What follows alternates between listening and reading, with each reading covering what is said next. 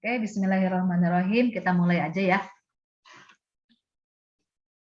Assalamualaikum warahmatullahi wabarakatuh. Waalaikumsalam warahmatullahi wabarakatuh. Bismillahirrahmanirrahim. Alhamdulillahirabbil alamin. Wa bihi nasta'inu ala umuri dunya waddin. Allahumma shalli wa sallim wa barik ala habibina wa syafi'ina sayyidina wa maulana Muhammadin wa ala alihi wa ashabihi wa man tabi'ahum bi ihsanin ila yaumiddin. Rabbi shrah li sadri wa yassir li amri wa hlul 'uqdatam min lisani yafqahu qawli. Alhamdulillah ya bisa berjumpa kembali dengan kelas 12 IPA D. Walaupun kita tidak bertemu langsung ya, mudah-mudahan tidak mengurangi semangat kita dalam belajar. Oke, kita bahas soal yang berkaitan dengan fluida ya, dengan fluida. Nah, di sini kita lihat ini soal ini sering banget keluar di beberapa UM-nya dari tahun ke tahun selalu ada. Saya pesawat terbang dirancang agar memiliki gaya angkat ke atas maksimal, ya seperti pada gambar. Jadi pengennya sih daya angkatnya ke atas maksimal, ya. Jadi aerodinamik supaya pesawatnya bisa naik, ya. Jika V adalah kecepatan aliran udara dan P adalah tekanan udara, maka sesuai asas Bernoulli rancangan tersebut dibuat agar titik-titik, ya. Nah, kita perhatikan di sini itu apa sih yang garis ada tanda panah-panah itu menunjukkan arah dari udaranya ya, arah udaranya seperti ini. Yang diinginkan kecepatan di atas pesawat, di atas sayap pesawat dengan kecepatan udara di bawah pesawat yang diinginkan yang lebih besar yang mana untuk mengangkat pesawat ke atas. Pengennya yang mana nih yang lebih besar? Tekanannya kalau kecepatannya lebih besar yang mana?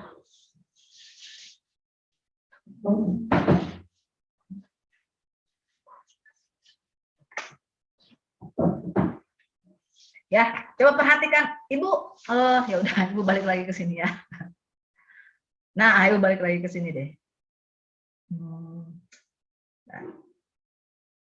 Oke ya. Nah, ini misalnya Ibu punya kertas nih ya, punya kertas. Kelihatan wajah Ibu. Misalnya Ibu meniupkan udara di atas kertas ini ya. Apa yang akan terjadi kira-kira? Ibu tiup di atasnya. Ya, oke. Dibiasain lagi. Coba lagi.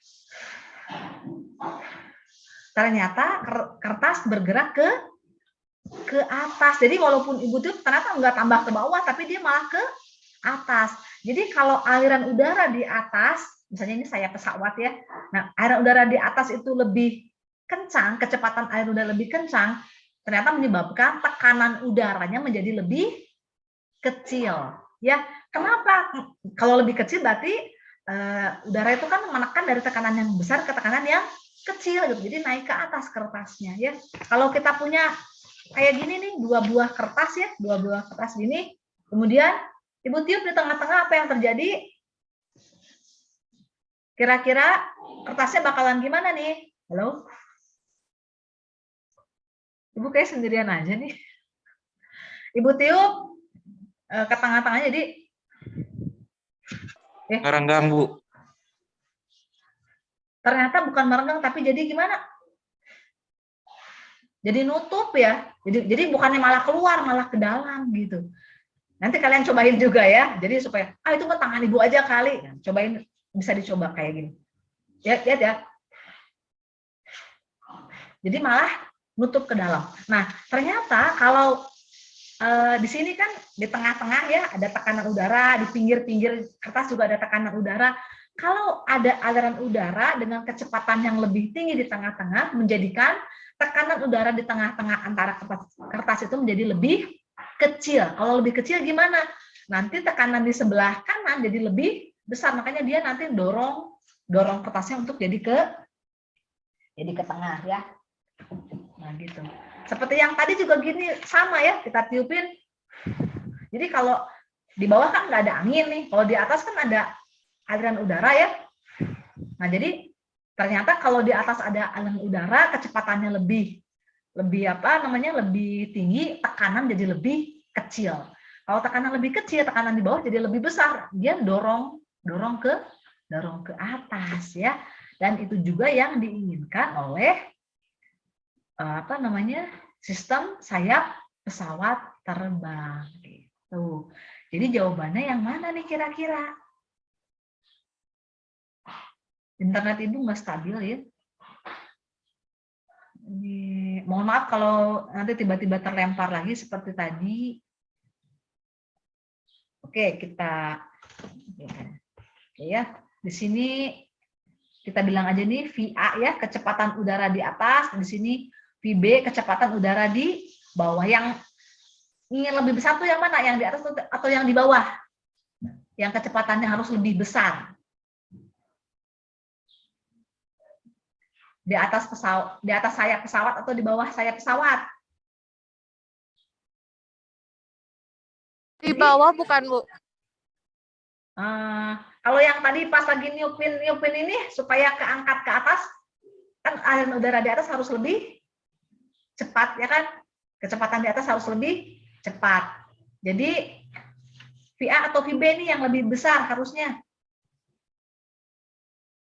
Kecepatan udaranya. Kecepatan aliran udara. Yang di atas harus lebih VB. Harus lebih besar yang mana? Iya, VA harus lebih besar. Supaya apa? Supaya tekanan di A dengan tekanan di B mana yang lebih besar? Tekanan di B jadi lebih besar. Akibatnya apa kalau tekanan di B lebih besar ya? Kalau tekanan di B lebih besar ada gaya angkat ke atas gitu ya. Jadi tekanannya menekan ke atas. Yang besar menekan ke yang tekanannya lebih kecil. Syaratnya apa? Kecepatan aliran udara di atas sayap pesawat harus lebih besar daripada di bawah ya. Jadi jawabannya yang mana nih?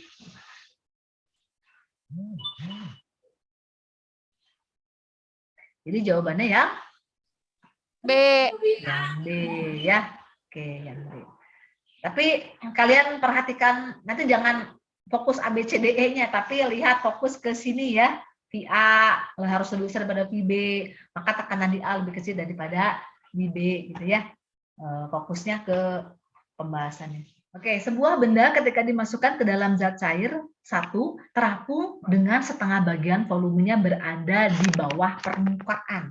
Jadi untuk yang pertama, yang ini ya, untuk yang ini ternyata hanya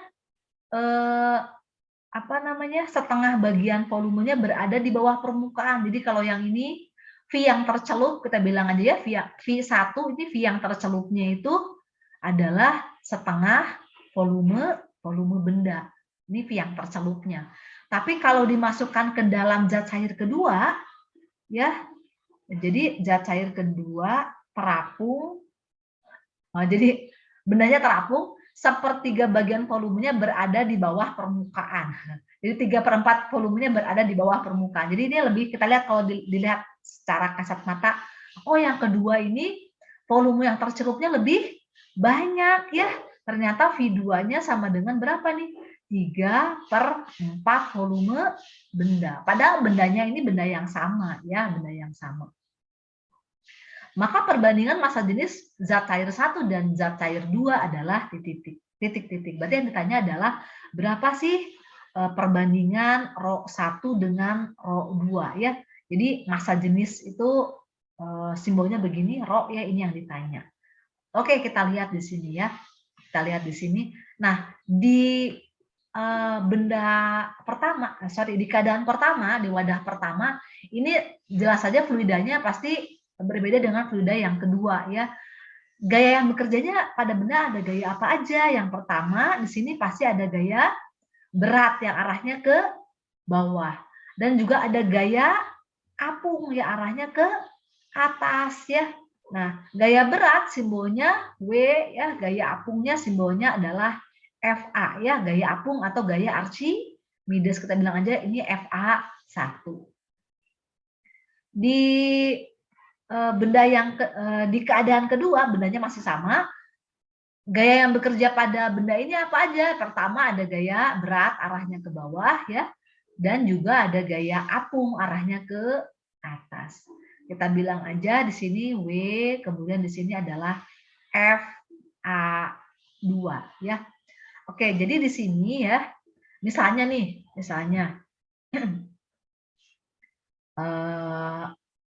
kita kan misalnya punya berat kita segitu ya. Kemudian kalau kita masuk ke dalam air ya, nah udah gitu berat kita seolah-olah berkurang, padahal bukan berkurang.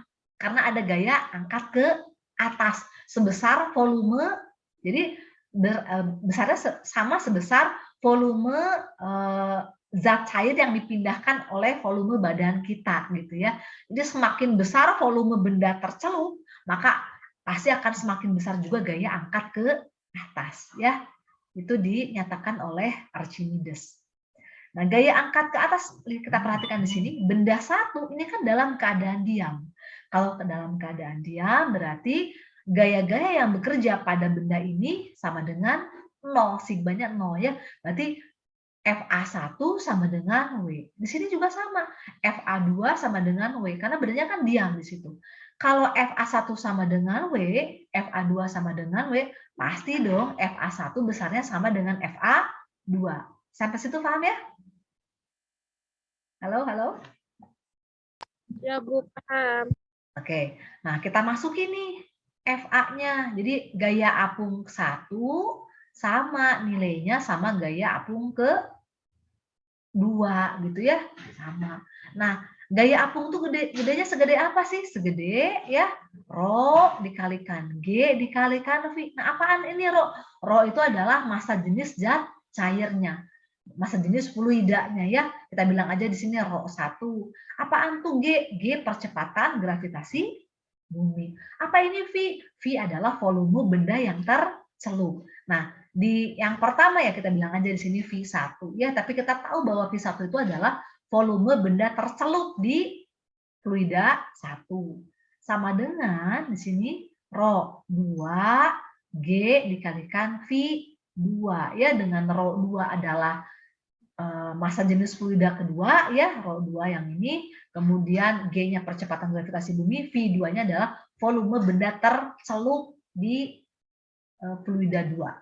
Kita masukin aja. Ini G-nya kita coret ya. G-nya coret. Rho 1-nya kita nggak tahu. Rho 1, V 1-nya tadi berapa? Setengah VB. Jadi setengah dari volume benda tercelup. 1/2 VB. Sama dengan Rho 2, V2-nya berapa tadi? 3/4. 3/4 V volume benda ya. 3/4 dari VB-nya. Ya udah, VB ada di sebelah kiri, ada di sebelah kanan. Kita bagi ruas kiri dengan VB, kita bagi ruas kanan dengan VB. Nah, di sini ada 1/2 nih, 1/2-nya ada 3/4, kita bagi 2, kita kalikan 2 aja ya. Kalikan 2 ruas kanan, kalikan 2 ruas kiri. Jadinya apa? Ini jadi 1 habis, yang ini jadi berapa? Kalau dikali 2 itu jadi 2, ya kan? Nah, setelah itu kita cari deh perbandingan antara Rho 1 banding Rho 2 sama dengan kita Rho 2-nya pindahkan ke ruas kiri. Ini jadi berapa di sini?